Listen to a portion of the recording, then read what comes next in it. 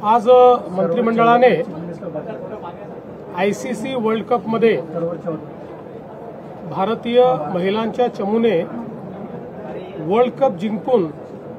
जी दैदिप्यमान कामगिरी केलेली आहे त्याबद्दल मंत्रिमंडळाने अभिनंदनाचा प्रस्ताव पारित केलेला आहे। त्याचप्रमाणे आपल्या महाराष्ट्रातल्या 3 खेळाडू ज्याच्यामध्ये स्मृती मानधना आहे, ज्याच्यामध्ये जेमिमा रॉड्रिग्स आहे, ज्याच्यामध्ये राधा यादव आहे, या तिन्ही खेळाडूंचा सत्कार हा राज्य सरकारच्या वतीनं केला जाईल आणि आपल्या धोरणानुसार त्यांना कॅश प्राइज देखील त्या ठिकाणी दिलं जाईल आणि सर्व परीने त्यांनी जो काही या ठिकाणी भारताची मान उंच केलेली आहे